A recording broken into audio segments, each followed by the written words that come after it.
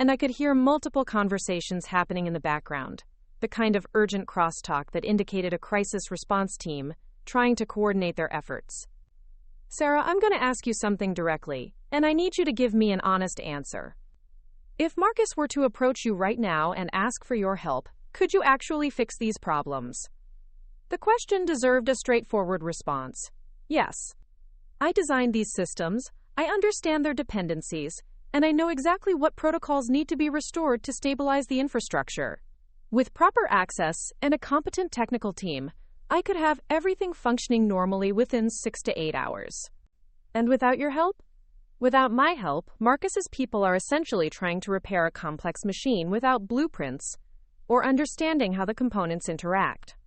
They might eventually figure out some temporary workarounds, but they could also make mistakes that cause additional damage. The recovery timeline could stretch into weeks or months. Months during which we'd be hemorrhaging customers, facing regulatory investigations, and potentially fighting for our corporate survival. That's a reasonable assessment, yes. Another pause, longer this time. When David spoke again, his voice carried the weight of someone making a decision that went against every corporate instinct he'd developed over decades of business experience. Sarah, I'm going to tell you something in confidence, and I'm trusting you not to use it against the company or against Marcus personally. I'm listening. The board met in emergency session an hour ago. They're discussing Marcus's fitness to continue as CEO. There's serious talk about removing him from leadership and appointing an interim replacement who can handle this crisis more effectively. The revelation hit me like cold water. I'd expected Marcus to face consequences for his decisions, but I hadn't anticipated that the board would move so quickly to consider removing him entirely. Who are they considering as a replacement? That's the problem. Most of the board members are finance and business development people. They don't have the technical background to evaluate candidates or even to understand what qualifications the interim CEO would need. They're talking about bringing in another consultant, someone with crisis management experience, another consultant who doesn't understand our systems or our business model. Exactly. Which means we could end up with someone who makes even worse decisions than Marcus, simply because they don't know what they don't know. The irony was perfect. Marcus's incompetence had become so obvious that the board was considering replacing him with someone who might be even less qualified to handle the technical aspects of the crisis. David, what are you asking me to do? I'm asking you to consider the possibility that the best outcome for everyone might be to help resolve this crisis now, before it destroys the company entirely. Not because Marcus deserves your help, but because 8,000 employees and millions of customers deserve better than watching Nexus Dynamics collapse because of one man's pride. His appeal was more effective than any ultimatum or negotiation tactic could have been. David wasn't asking me to forgive Marcus or pretend that his behavior had been acceptable. He was asking me to rise above the personal dynamics and focus on protecting something larger than any individual ego or career ambition. Let me think about it. How long do you need? I looked across the street at the chaos surrounding the Nexus Dynamics building. Emergency vehicles, news crews, employees standing around in confusion as their workplace became the center of a technology disaster that was making national headlines. Give me 30 minutes. And David? If I agree to help, it won't be on Marcus's terms. It will be on terms that ensure this kind of crisis can never happen again. After David hung up, I called my attorney to discuss the legal implications of re-engaging with Nexus Dynamics while potential federal investigations were pending. The conversation was sobering, but not prohibitive. As long as I documented everything carefully and ensured that my actions were focused on legitimate crisis resolution, rather than any form of retaliation or sabotage, I could probably assist the company without creating additional legal complications. The moral calculation was more complex than the legal one. I had legitimate grievances against Marcus, and I had every right to demand accountability for his decisions. But I also had responsibilities to people who had trusted me, relationships that meant more than corporate politics, and professional obligations that extended beyond my employment status. The decision crystallized when I received a text message from Jennifer. Dr. Chen, I know you don't work here anymore, but people are scared. Nobody understands what's happening, and the executives keep saying everything is fine when it obviously isn't. Some of the younger staff are asking if they should start looking for other jobs. I don't know what to tell them. Jennifer's message was followed by similar communications from Alex Rodriguez and several other team members I'd mentored over the years. These weren't corporate executives or board members making calculated political moves. These were dedicated professionals who'd worked hard to build something meaningful, and they were watching it disintegrate because of decisions they'd had no power to influence. I opened a new document and began drafting a different kind of proposal. Instead of focusing on Marcus's humiliation or my own vindication, I outlined a crisis resolution plan that would address the immediate technical problems while establishing governance structures to prevent similar disasters in the future. The plan included my reinstatement as Chief Technology Officer, but with enhanced authority and board-level oversight that would insulate technology decisions from political interference. It included public acknowledgement of the circumstances that had led to the crisis, but framed in terms of learning opportunities rather than personal blame. Most importantly, it included specific protections for employees who provided honest technical assessments, ensuring that future whistleblowing would be treated as valuable feedback rather than insubordination. As I was finalizing the document, my phone rang with a call from a number I didn't recognize. Dr. Chen, this is Patricia Hoffman, Chairman of the Board of Directors at Nexus Dynamics. I understand you've been in communication with several of our executives about the current operational difficulties we're experiencing. Patricia Hoffman was a legend in Silicon Valley, a former venture capitalist who'd helped fund dozens of successful technology companies. Her presence on the Nexus Dynamics board had been one of the factors that originally attracted me to join the company 15 years ago. Good afternoon, Ms. Hoffman. Yes, I've had several conversations with colleagues about the system failures that began after my termination earlier today. I'd like to discuss those failures with you directly, if you're willing. Could you meet with me and a few other board members to provide your assessment of the situation? The request was diplomatically phrased, but I understood the subtext. The board wanted an expert opinion about the crisis, and they wanted it from someone who wouldn't sugarcoat the severity of the problems or the challenges involved in resolving them. I'd be happy to meet with you, Ms. Hoffman. When and where would be convenient? Could you come to the Nexus Dynamics building? We're meeting in the executive conference room on the 20th floor. I should mention that my building access was revoked when I was terminated this morning. There was a brief pause, and I could hear muffled conversation in the background. That's being addressed. Security will be expecting you at the main entrance. An hour later, I found myself back in the building I'd helped design, walking through corridors where employees I'd worked with for years watched me with expressions ranging from relief to curiosity to barely concealed desperation. Word of my return had spread quickly through the company's informal communication networks, and people understood that my presence might signal hope for resolving the crisis that was paralyzing their workplace. The executive conference room felt different than it had during my termination meeting that morning. The atmosphere was tense but focused, the kind of professional urgency that replaced political posturing when real consequences became unavoidable. Patricia Hoffman was a small woman in her 70s, with sharp eyes and an aura of competent authority that filled the room. She was flanked by 3 other board members I recognized, plus David Kim and Rachel Morrison representing the executive team. Notably absent was Marcus Sterling. Dr. Chen, thank you for coming in under these circumstances. I understand today has been difficult for everyone involved. I took the seat offered to me at the conference table, noting that it was positioned at the head opposite from where Marcus usually sat. The symbolism wasn't subtle. Before we begin, Patricia continued, I want to assure you that this conversation is being conducted independently of the executive decisions made earlier today. The board is focused on understanding the current situation and identifying the most effective path forward for the company. I appreciate that clarification, Ms. Hoffman. Could you please provide us with your assessment of the technical problems we're currently experiencing? I spent the next 20 minutes walking the board through a comprehensive analysis of the system failures, the architectural decisions that had made them inevitable, and the warnings that had been ignored during the migration process. I used language that was precise but accessible, ensuring that board members without technical backgrounds could understand both the scope of the crisis and the complexity of the solutions required. The questions that followed demonstrated that the board had a much clearer grasp of the situation than Marcus had given them credit for. They understood that this wasn't a simple technical glitch or temporary disruption. They recognized that the company was facing an existential threat that required immediate and decisive action.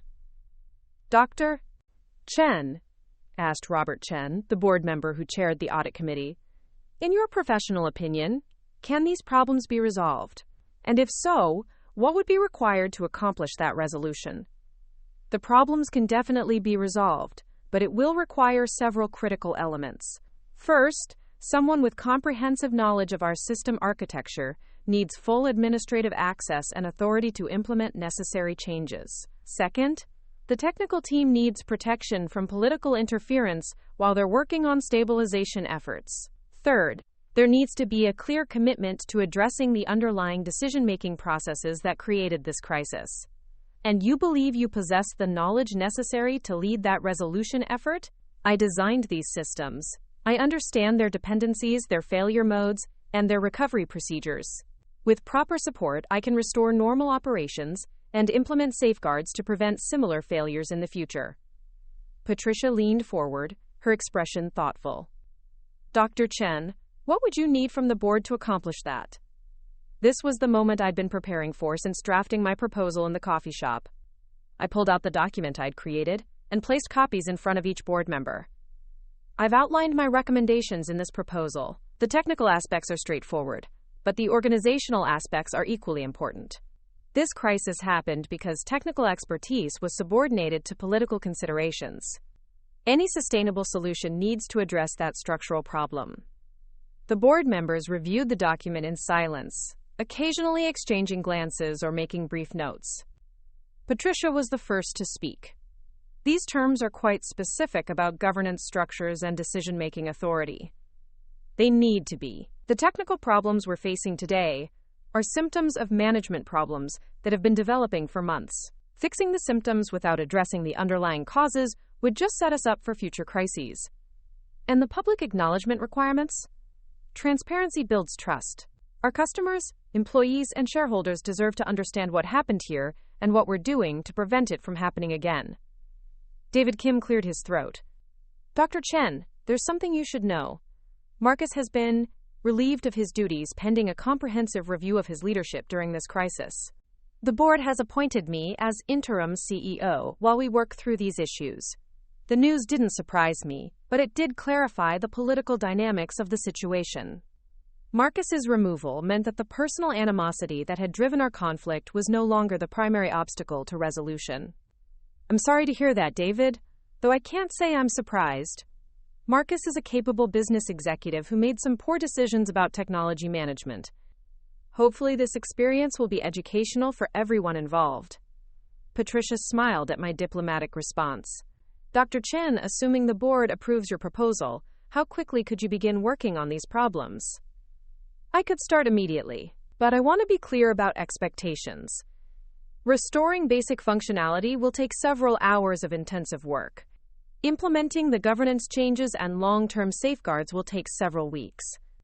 And rebuilding the trust and confidence we've lost with customers and partners will take months.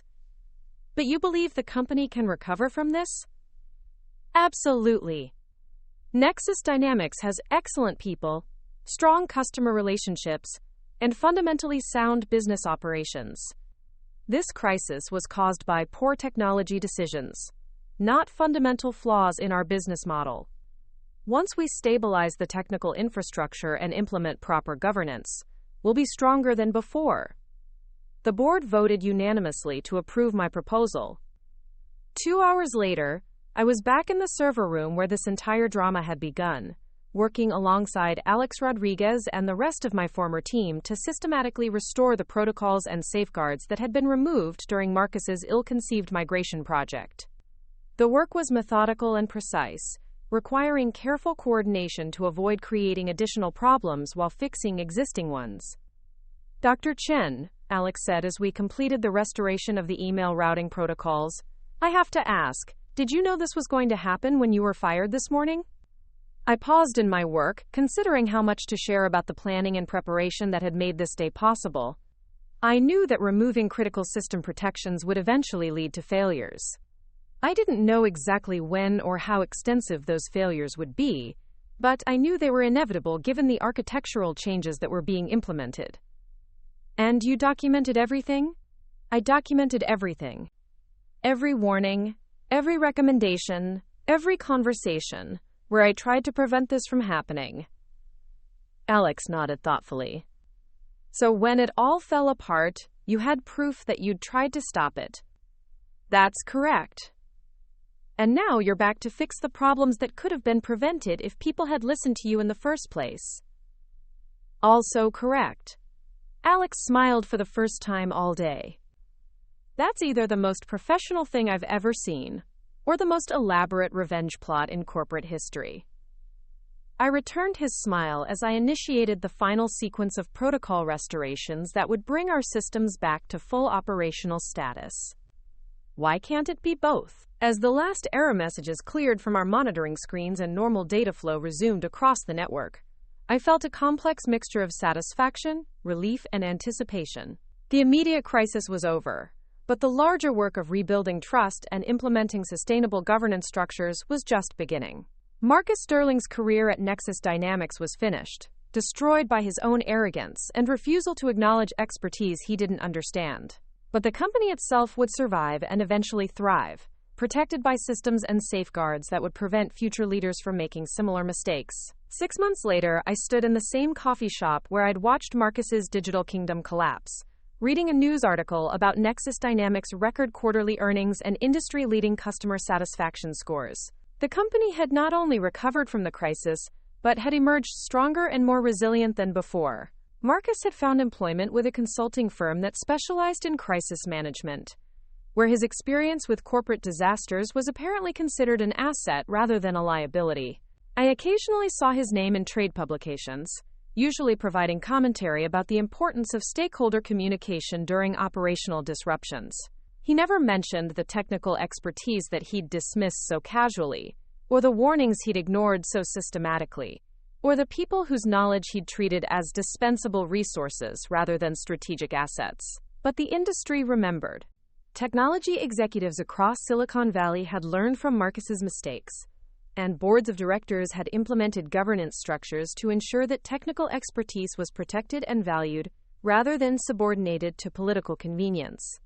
And somewhere in a server room at Nexus Dynamics, Alex Rodriguez and Jennifer and dozens of other dedicated professionals were maintaining and improving the systems that kept the company running, secure in the knowledge that their technical assessments would be heard and respected by leaders who understood the difference between managing people and managing technology. I finished my coffee and walked back across the street to my office, where the next generation of engineers was learning that expertise matters, that honesty has value, and that sometimes the most professional thing you can do is refuse to let incompetence masquerade as leadership. The systems we build today will shape the world our children inherit tomorrow. That's a responsibility too important to entrust to people who value loyalty over truth, compliance over competence, or political convenience over technical excellence. Marcus Sterling learned that lesson the hard way. I preferred that future leaders learn it from his example, rather than their own experience. Up next, you've got 2 more standout stories right on your screen. If this one hit the mark, you won't want to pass these up. Just click and check them out.